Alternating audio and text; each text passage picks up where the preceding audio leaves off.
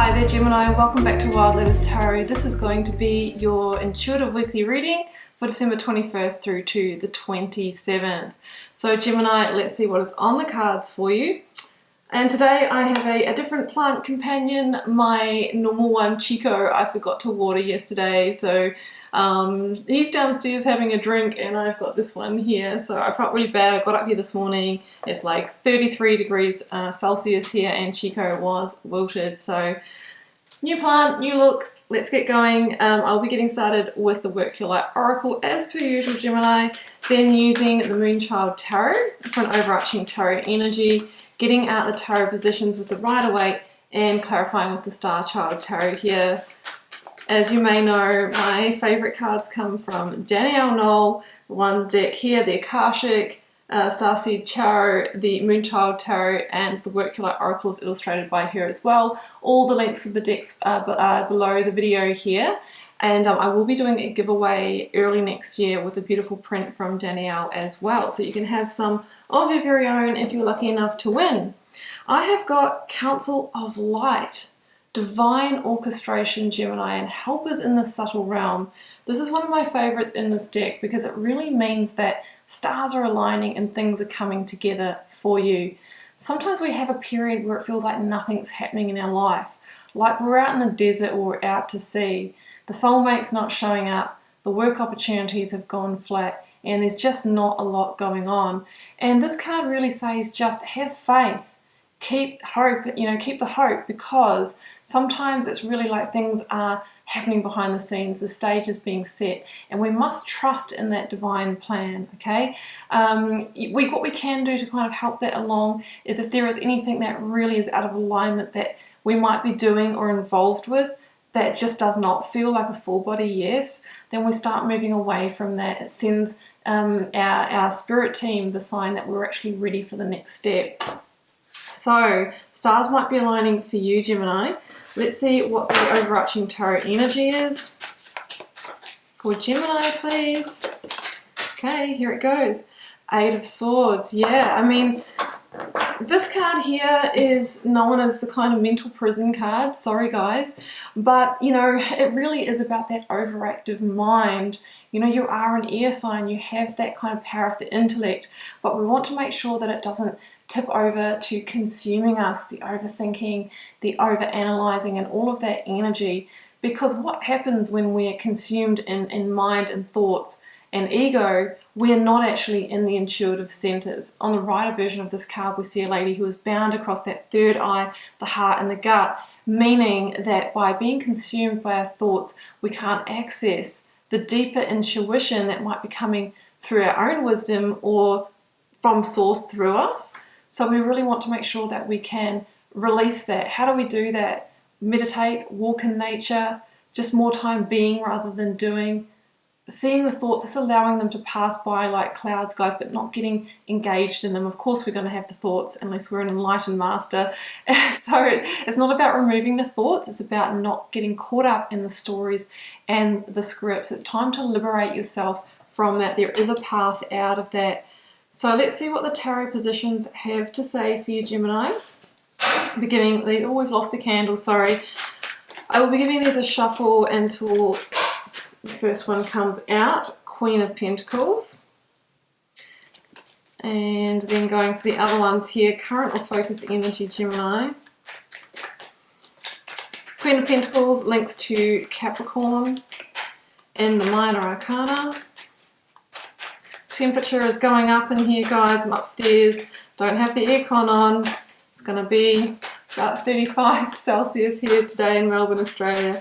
Very windy as well. It's unfortunately that kind of weather that can start those bushfires that we get a lot of here. Very, very hot and very, very windy.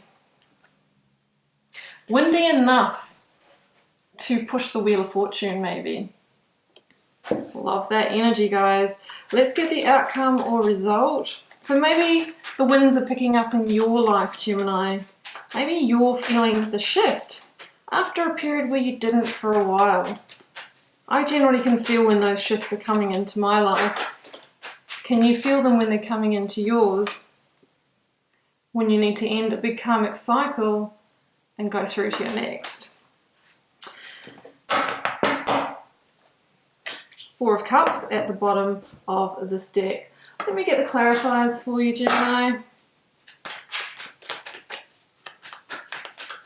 Clarifying the Queen of Pentacles, I have got the Moon, Pisces in the Major Arcana.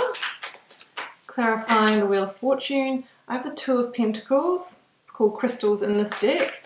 Clarifying the World.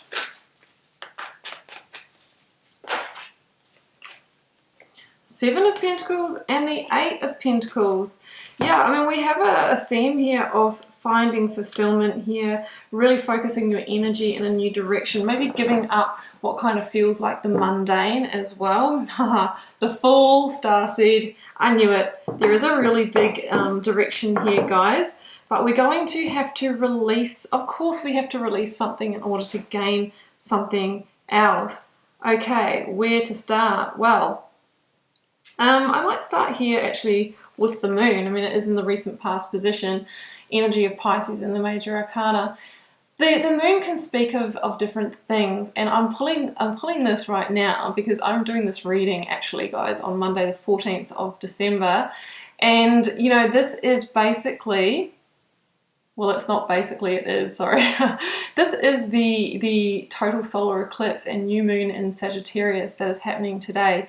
It is a powerful, powerful time for huge cyclic endings and beginnings. In your reading, I have the World, the Wheel of Fortune, and the Fool and the Moon. So it really says that even when we get this released, I usually release my readings on Thursday night, you're still working with that energy, a really big energy where it's time to surrender to your divine plan, life design, to, say that you are ready to move towards what is in true alignment for you. And if you don't know what you need to let go of, you can just say, I release everything that is a block to that path. And that's what we can do, because there is a real feeling here of moving onto that new path in this reading.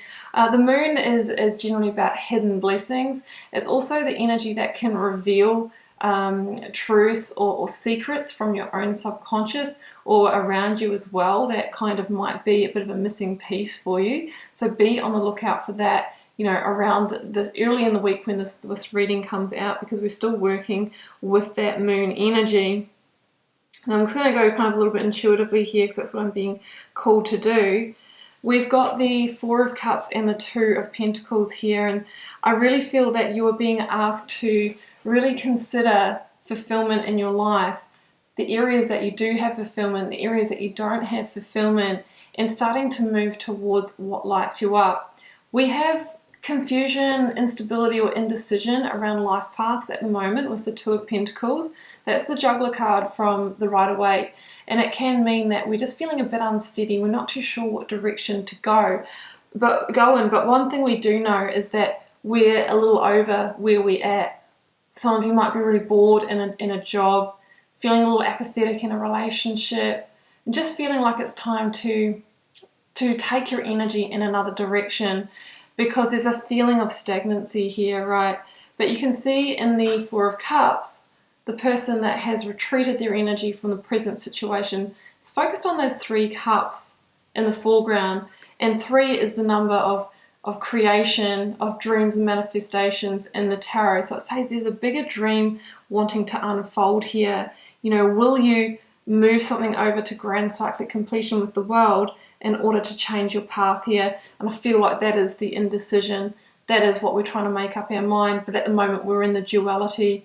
We are in two minds. And of course that sends that mixed messaging to the universe. So the cards are saying it's time to focus your energies. It's time to choose one of those pentacles, one of those paths, make that decision and just focus on it, because we know that energy flows where our thought goes. And, really if we're just kind of weighing up two options but we're not invested in one, then nothing's really going to happen until we decide.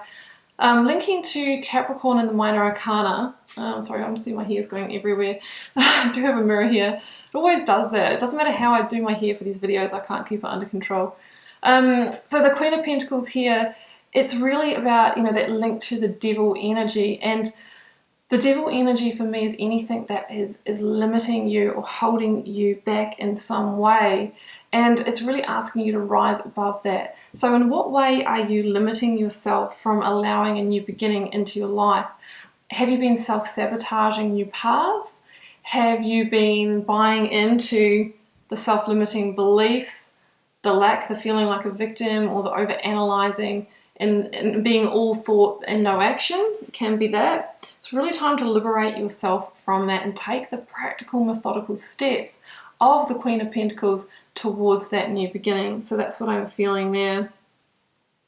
Because the wheel is ready to turn, and it's just saying, are you ready, Gemini? Because the universe is ready. The universe says that it's actually divine timing for the big shift to happen for you. The Wheel of Fortune can be a 10-year energy, and here we are at the end of 2020. We're sort of, ready to kind of really launch into the decade when it turns over to 2021. So it's saying, are you coming on the ride, or are you staying in the past? It says that everything is unfolding in divine timing, divine orchestration here. And again, of course, it talks about big karmic cycles, endings, completions, and new beginnings. And we have the biggest cards of that to come in this reading. Before we go to that, I'm going to do the 7 and the 8 of Pentacles, which is interesting because the 7 of Pentacles is that, I think that's kind of where you are now. It's that I should have done it with the 4 of Cups. The 7 of Pentacles is about arriving to that position in your life where it's like, I am kind of happy with what I've achieved in some areas, but I'm not getting that deeper level of fulfillment that I desire. I'm just not getting all of that return on the investment that I want. It can be about a message about, that good things do take time if we want to install change into our lives. But I really feel like it's linking into that 4 of Cups. It's kind of like you doing the stock take of, well, if I'm going to be putting in all of this effort and energy into an area of my life, I absolutely want to make sure that I'm getting the abundance, the returns along with it. So that could be, looking at being in a relationship that's not one-sided, but is this beautiful kind of receivership on both ends. It's about being in a job or a career that how we make our money, where it's not just draining our energy, and we're actually getting from it as well. We're getting the growth, we're getting the money that we want, and all of those kinds of things. So it's about you getting ready to change that equation in order to really live the life that you want. The 8 of Pentacles says that you kind of know or understand that it's going to take a little bit of work to usher in this change. But with the 8 of Pentacles, it's known as the worker card. However, it's the kind of work that you don't mind putting in, because automatically, as soon as you start that, you start to see the successes, the achievements. You're carving out your own path, one that you're really proud of. Sometimes with the 8 of Pentacles, there's some more action that you need to take. In a work situation, you might have some skills gaps that you need to go and fill by doing courses, but you're going to love doing that work, so it's not going to feel like work to you.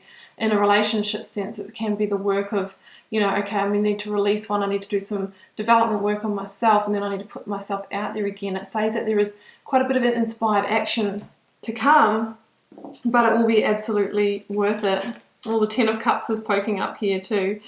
So I have the World and Starseed, which I'm ending on here. And I'm ending on these because these are the sliding doors that are just so perfect for you. The World is that biggest card of cyclic completion in the tarot. It's the last card in the major arcana, and it's actually a victory. It says that you've arrived at the end of whatever this karmic lesson was in your past situation. The wheel is turning to a fresh new beginning.